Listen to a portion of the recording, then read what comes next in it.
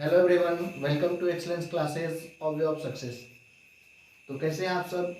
उम्मीद करते हैं कि आप लोग अच्छे होंगे, खुश होंगे और काफ़ी अच्छे से आप लोग का पढ़ाई भी चल रहा होगा।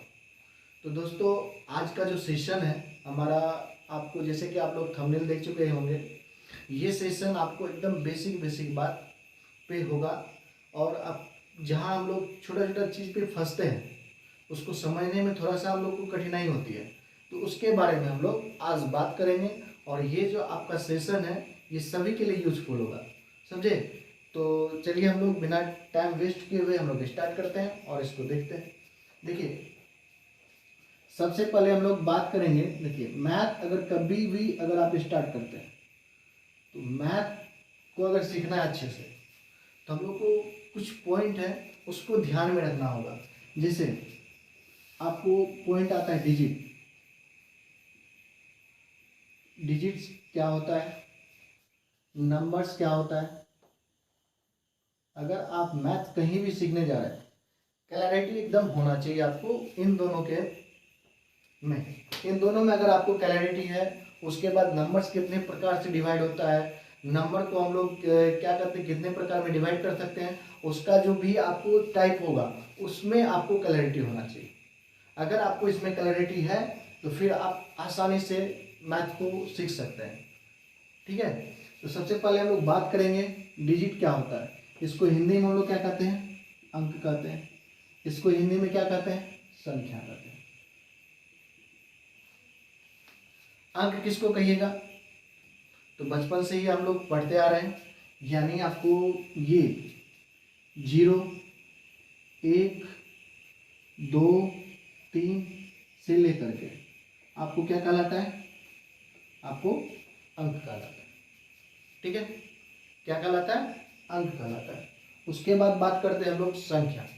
क्या होता है संख्या, आप कमेंट के माध्यम से बता सकते हैं हमें। संख्या किसको कहते हैं, हम लोग बचपन में आपको क्या कहते हैं, परिभाषा इसका पढ़े थे, अंकों से मिलकर के बना होता है।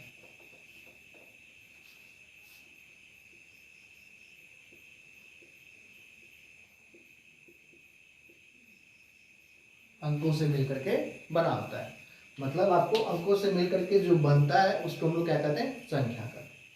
फॉर एग्जाम्पल आपका क्या हो जाएगा, 10, 11, आपको 283, 86, ये क्या हो जाता है, आपका संख्या हो जाता है।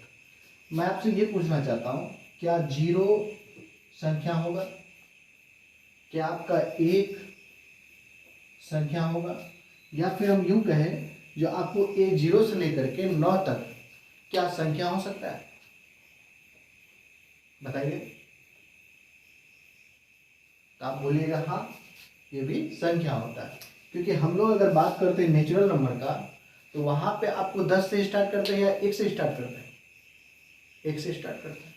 तो इसलिए जितने भी आपको अंक होंगे वो क्या होंगे, आपको संख्या कहलाएंगे। लेकिन जितने संख्या होंगे वो आपको अंक नहीं कहलाएंगे। इसलिए आपको अगर कहीं भी क्वेश्चन ऐसा आ जाए जो क्या सभी अंक संख्या हो सकते हैं, तो आपको सभी अंक संख्या हो सकते हैं। लेकिन क्या सभी संख्याएं अंक हो सकती है, नहीं, नहीं हो सकते। तो मेरे ख्याल से आपको ये डिजिट्स और नंबर्स का अंतर एकदम आपको समझ में आ गया होगा। तो चलिए अब हम लोग देखते हैं नंबर्स क्या होता है। नंबर्स कितने पार्ट्स में बटा हुआ है। तो नंबर्स कितने पार्ट्स में बटा हुआ है, बताइए कोई। नंबर्स आपको 2 पार्ट्स में बटा हुआ है। एक आपका रियल नंबर जो हम लोग बचपन से पढ़ते आ रहे हैं, वास्तविक संख्या। एक आपका इमेजिनरी नंबर, जिसको हम लोग काल्पनिक संख्या कहते हैं। ठीक है, यानी जिसको हम लोग काल्पनिक संख्या कहते हैं। अब बात आती है रियल नंबर क्या होता है और इमेजिनरी नंबर क्या होता है। तो आप लोग इससे तो एकदम परिचित होंगे, जिनका आपको क्या कहते हैं 10th के बाद अगर आपको उनका मैथ होगा, मैथ्स बैकग्राउंड के होंगे, तो उनको तो पता होगा आपको इमेजिनरी नंबर किसको कहते हैं, क्योंकि वहां पे हम लोग पढ़े थे आपको इमेजिनरी नंबर और रियल नंबर, इमेजिनरी नंबर के बारे में पढ़े थे। थोड़ा सा हम आपको ओवरव्यू दे देते हैं। जैसे आपको एक मैथमेटिशियन थे, आपको महावीरा, महावीरा अपने बुक में लिखे थे, यानी x² + 1 = 0, और ऐसे लिख करके एक इक्वेशन दे दिए थे, और वो बोले थे यहाँ पे x का कोई भी वैल्यू डिफाइन नहीं होगा। वो ऐसा अपना बुक में लिख करके छोड़ दिए थे। तो कोई एक और भी मैथमेटिशियन आए, वो देखे उनके बुक को पढ़े, उनको कुछ दिमाग में हिट किया, उन्होंने उसे सॉल्व करके देखा। इसे जब सॉल्व किया तो x² = क्या क्या 0 और +1 है, इधर हो जाएगा आपका -1, और ये x² को इधर ले जा गया आपका ये -1। इस तरह का आपको उसको उनको संख्या एक मिल गया। तो यहाँ से एक अलग संख्या का आपका फॉर्मेशन हो गया, जिसका नाम वो क्या रख दिए, इमेजिनरी नंबर। और इसको हम लोग यानी आपको क्या कहते हैं, इसको डिनोट कर दिए आपको √(-1) को आयोटा से, जिसको हम लोग प्लस आयोटा। तो अभी आपको ये पढ़ने की जरूरत है नहीं, क्योंकि ये आपको बस इतना जानना था। जो इसको क्या कर दिया, वो आयोटा से सिंबॉलिक, मतलब आपका इसका नाम आयोटा रख दी, यानी √(-1) को इनका नाम दे दिए वो आयोटा। तो आपको जब क्या कहते हैं, इमेजिनरी नंबर और रियल नंबर को मिलाया तो एक अलग नंबर बन गया, जिसका नाम उन्होंने रख दिया कॉम्प्लेक्स नंबर। इसका मतलब आपका नंबर क्या है, पूरे तरह से कंप्लीट हो गया। ठीक है, तो क्या हो गया उसका नाम, कॉम्प्लेक्स नंबर। तो चलिए हम लोग ये इमेजिनरी समझ गए। इमेजिनरी बस आपको थोड़ा सा समझना था, वैसे जरूरत है नहीं। अब बात करते हैं हम लोग इसका रियल नंबर का। तो रियल नंबर को हम लोग देखते आए हैं, अगर आप लोग अच्छे से पढ़े होंगे तो रियल नंबर को 2 पार्ट्स में बांटा गया। कौन कौन से, एक आपका रेशनल नंबर,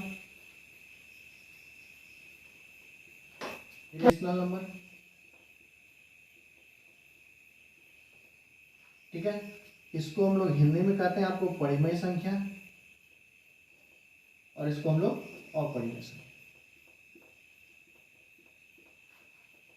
अब बात आती है आपको, देखिए यहाँ से भी स्पष्ट हो गया, रेशनल नंबर और आपको इरेशनल नंबर के सेट को हम लोग क्या कहेंगे, आपको रियल नंबर कहेंगे, यानी वास्तविक संख्या कहेंगे। और वास्तविक संख्या और काल्पनिक संख्या के सेट को क्या कहेंगे, नंबर्स कह दे या कॉम्प्लेक्स नंबर कह दे, बात देखिए। ठीक है, अब आपको रेशनल नंबर किसको कहते हैं, तो मेरे ख्याल से आप लोग जानते होंगे इसका परिभाषा भली भांति से, जो P/Q के रूप में जिसे लिखते हैं हम लोग, उसको क्या कहते हैं, रेशनल नंबर। अब बात आती है आपको क्या कहते हैं, P/Q के रूप में, P/Q के रूप में जिसे हम लोग लिखते हैं वो क्या होता है, रेशनल नंबर। और आपका एक कंडीशन लगा रहता है, Q ≠ 0। ठीक है, उसके बाद आपको एक कंडीशन और दिया रहता है, P और Q क्या है आपका यहाँ पे पूर्णांक, P और Q क्या है आपका पूर्णांक। तो बात आपको इतना है परिमेय संख्या के बारे में। अब सबसे बड़ी बात है आपको, देखिए यहाँ पे ये इसका मतलब क्या हुआ, इसका मतलब क्या हुआ, ये भी समझना। तो Q ≠ 0 का मतलब हुआ, ये आपको क्या हो गया, अंश हो गया, और ये हो गया आपका हर, यानी आपको न्यूमरेटर, इसको कहते हैं न्यूमरेटर, इसको कहते हैं डिनोमिनेटर। आपका डिनोमिनेटर में कभी भी 0 नहीं होना चाहिए। अगर डिनोमिनेटर में 0 हो जाएगा तो वैसी संख्या आपको परिमेय संख्या नहीं कहलाएगी, क्योंकि वैसी संख्या आपको अभी आपको एग्जिस्ट ही नहीं कर रही है। क्योंकि कोई भी संख्या को अगर 0 से डिवाइड करते हैं तो आपको क्या होता है, इनफिनाइट किसी बुक में दे दिया है, या फिर आपको अपरिभाषित दे दिया। ठीक है, तो आपको अगर मान के लिए कोई अगर पूछ दिया, यानी किसी भी नंबर को 0 से डिवाइड करते हैं तो क्या होगा, अगर ऑप्शन में आपको अपरिभाषित है और इनफिनाइट है तो आप अपरिभाषित को टिक करेंगे, या दोनों में से एक है कोई तो आप क्या कहते हैं, इनफिनाइट या अपरिभाषित को टिक कर सकते हैं। ऐसा भी क्वेश्चन आता है। तो आपको ऐसा कोई भी नंबर अभी तक आपको एग्जिस्ट नहीं कर रहा है जो 1/0, जैसे मान के चलिए 1/0, ऐसा नंबर आपको एग्जिस्ट नहीं कर रहा है। यानी 0 से किसी भी संख्या में अगर डिवाइड करते हैं तो वो संख्या आपको ऐसा पॉसिबल ही नहीं। ठीक है, तो आपको ऐसा कोई भी संख्या नहीं होना चाहिए जो आपको 1/0 हो जाए, 2/0 हो जाए, तो वो आपको परिमेय संख्या नहीं कहलाएगा। ठीक है, इसलिए ये कंडीशन दिया हुआ है आपको 0 जो है मतलब q जो है 0 के बराबर नहीं होना चाहिए। अब बात आती है आपको p और q पूर्णांक। p और q पूर्णांक है तो पूर्णांक किसको कहिएगा, यानी इसको इंग्लिश में हम लोग कहते हैं इंटीजर्स। इंटीजर्स किसको कहते हैं बताइए आप लोग, इंटीजर्स किसको कहते हैं? जब आपको क्या कहते हैं ऑल नेचुरल्स नंबर, या आप ये कह सकते हैं क्या कहते हैं ऑल होल नंबर्स।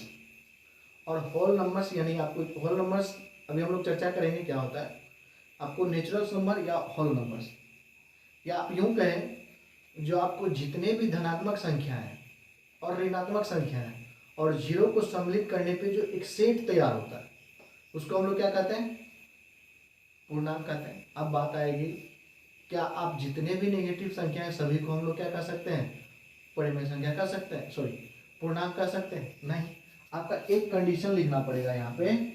आपको क्या कहते हैं all positive numbers, all negative numbers और इंक्लूड आपका 0, ये सभी संख्या क्या कहलाती है आपको पूर्णांक कहलाती है। लेकिन एक कंडीशन आपको लिखना है, वो पूर्णांक का जो आपको डिनोमिनेटर होगा यानी आपका हर जो होगा वो हमेशा 1 होगा।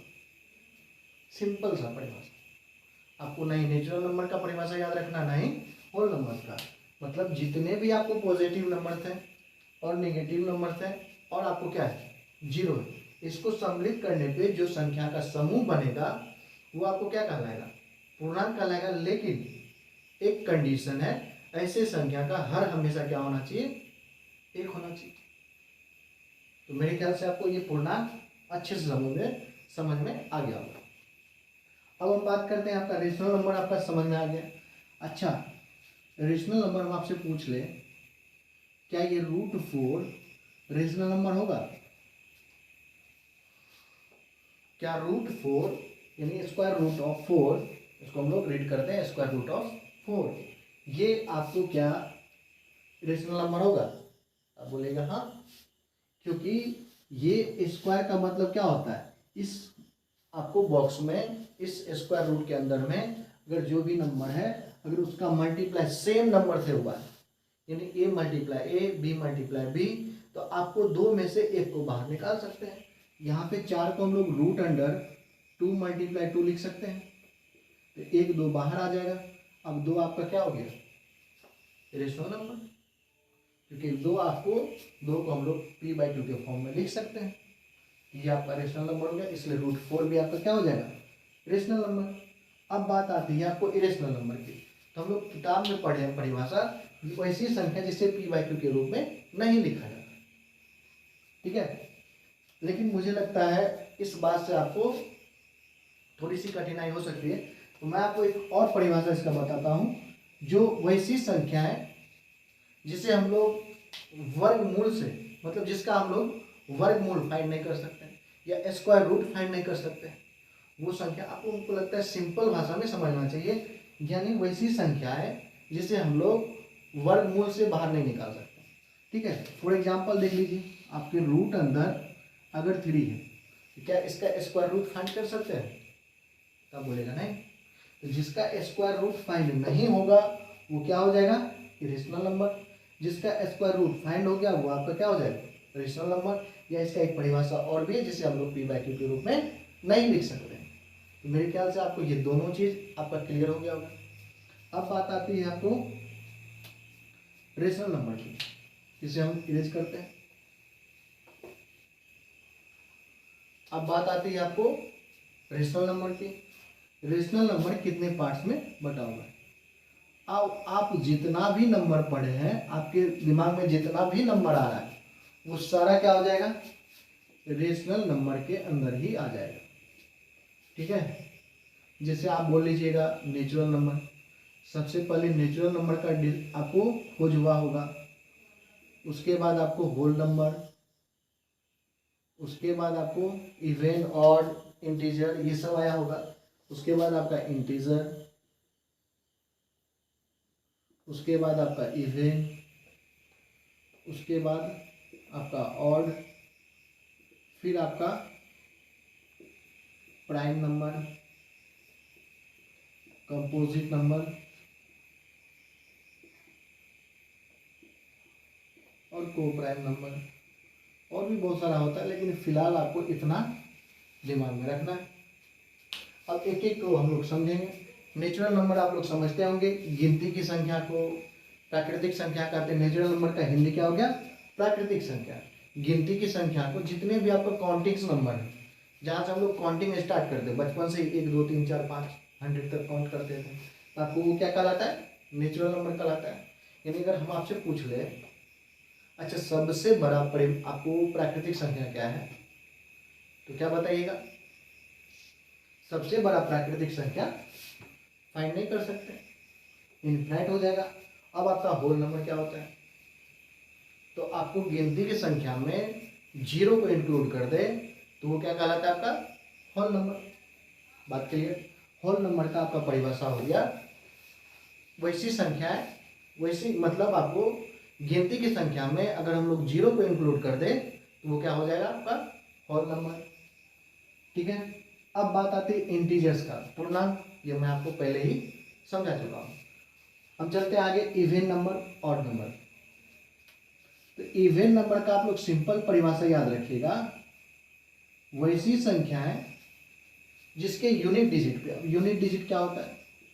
जैसे हम लोग लिखे 23, तो ये 1 प्लेस पे जो होता है उसको हम लोग क्या कहते हैं? यूनिट डिजिट या इकाई का अंक। ठीक है। वैसी संख्या है जिसके यूनिट डिजिट पे आपको क्या हो? 0 हो, 2 हो, 4 हो, आपको 6 हो, 8 हो, इतना अगर आपको किसी भी संख्या के यूनिट डिजिट पे दिख जाए वो आपका क्या होगा? इवन नंबर होगा, यानी सम संख्या होगा। इसके अलावा जो आपका बच गया, यानी आपका 1, 3, 5, 7 और 9, ये जितना भी आपको है, यानी किसी संख्या के अंत में है, यानी यूनिट डिजिट पे है, तो वो क्या हो जाएगा? आपका ऑड नंबर, यानी विषम संख्या। ठीक है। अब बात आती है, आप पूछिएगा, अच्छा ये जो 0 है, ये 0 क्या 0 आपका सम है या विषम है? तो आप ऐसे ये परिभाषा से भी आप कह सकते हैं 0 क्या हो जाएगा? सम हो जाएगा। और एक चीज यहाँ पे देखिएगा, मान के चलिए 2 सम संख्या लेते हैं, लगातार 2 सम संख्या, तो लगातार 2 सम संख्या लीजिए या लगातार 2 विषम संख्या लीजिए, उसके बीच का अंतर क्या होता है?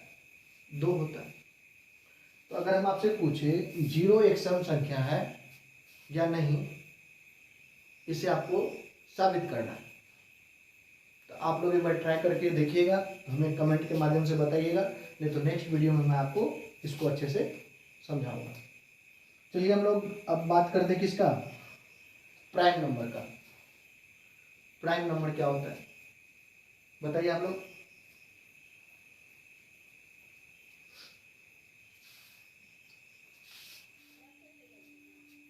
तो प्राइम नंबर को समझने के लिए हमको 2 पॉइंट को समझना पड़ेगा।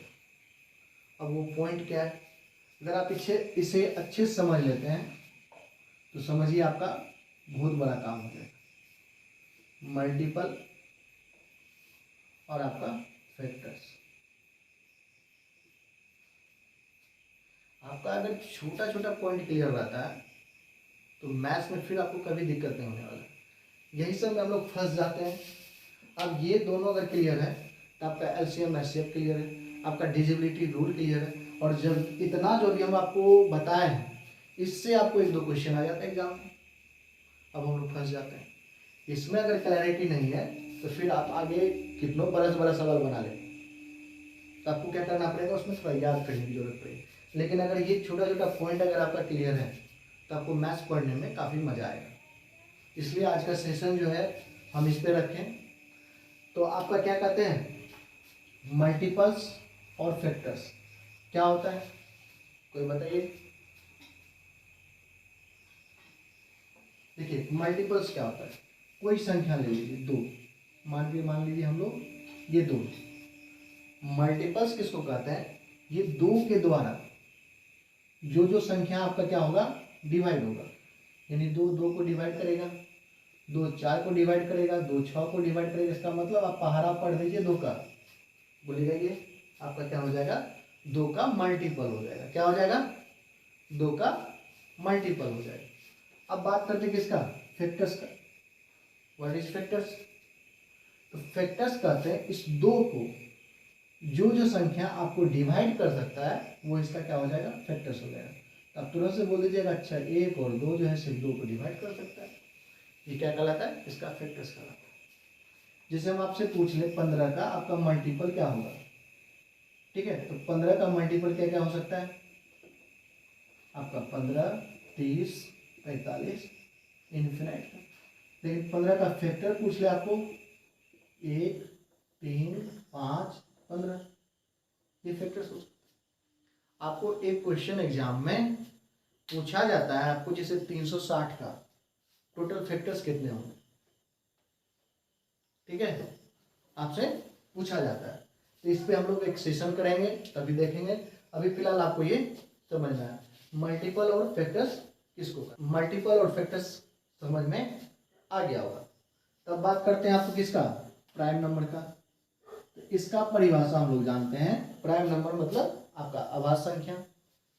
प्राइम नंबर क्या होता है, वैसी संख्या है जिसका आपको केवल 2 फैक्टर्स हो। क्या हो, केवल 2 फैक्टर्स हो। तो मतलब ऐसा जो भी संख्या आपके नजर में आ रहा है जिसका आपका केवल 2 फैक्टर्स होगा उसको हम लोग क्या कहते हैं, अभाज्य संख्या कहते हैं। सिंपल। फॉर एग्जाम्पल आप देख लीजिए 2 का देखें, 2 का केवल 2 फैक्टर है आपका, 3 का 5 का 7 का 9 का आपका 2 फैक्टर नहीं होता है। इसलिए आप कभी भी भूल से भी 9 को प्राइम नंबर नहीं कह सकते हैं। 11 का 13 का ऐसे आपका चलते हैं।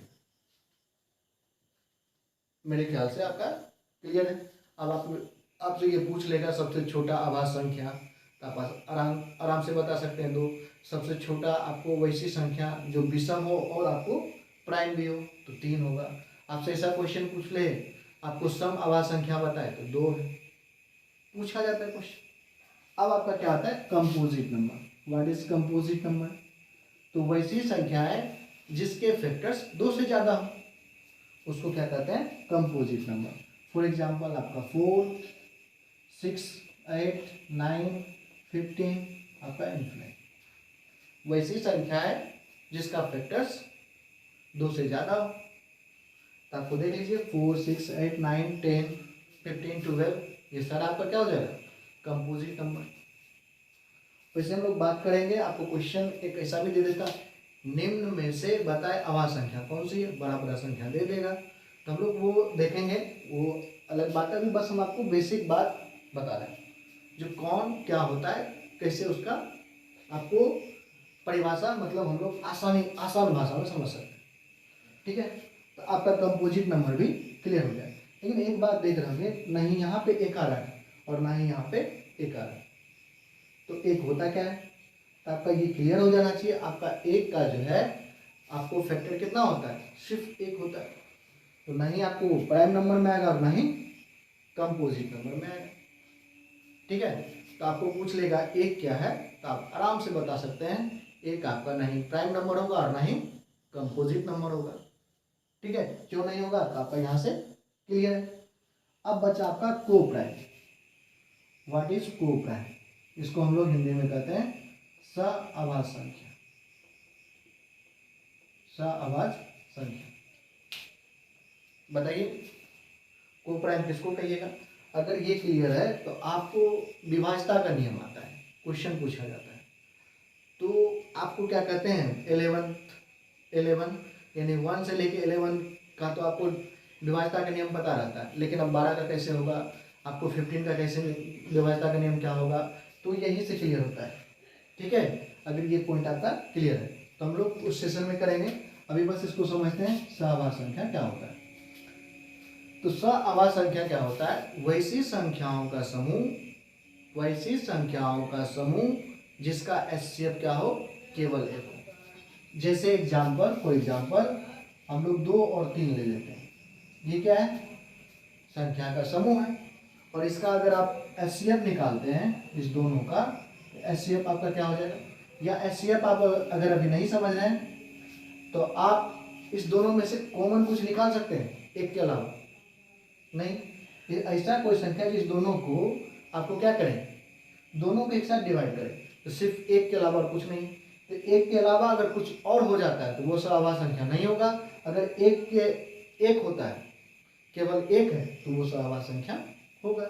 जैसे एग्जाम्पल, फॉर एग्जाम्पल 5 और 15 ले लीजिए। देखिए इसको 5 इस दोनों को डिवाइड कर देगा, ये सवाभाज्य संख्या नहीं होगा। मान के लिए हम 2, 3, 4 ले लिए, ये आपका देखिए 2, 3, 4, इसको सिर्फ एक डिवाइड कर सकता है और एक के अलावा कुछ भी डिवाइड इस तीनों को नहीं कर सकता एक साथ। तो आपको ये भी क्या हो जाएगा, कोप्राइम होगा। आज तीनों का एचसीएफ भी ले लीजिए तो आपका एक होगा। तो मेरे ख्याल से आपको आज का ये जो सारा पॉइंट था, संख्या, अंक, परिमेय संख्या, इमेजिनरी नंबर, आपको रेशनल नंबर, इरेशनल नंबर, ये सारा आपका क्लियर हुआ। वैसे हम लोग नेक्स्ट वीडियो में बात करेंगे परिमेय और अपरिमेय का, आपको डेसिमल सिस्टम, जो आपको रेकरिंग वाला क्वेश्चन पूछा जाता है। तो तब तक आप लोग मेरे साथ बने रहिए, मिलते हैं फिर नेक्स्ट वीडियो में। Bye bye, take care, all the best.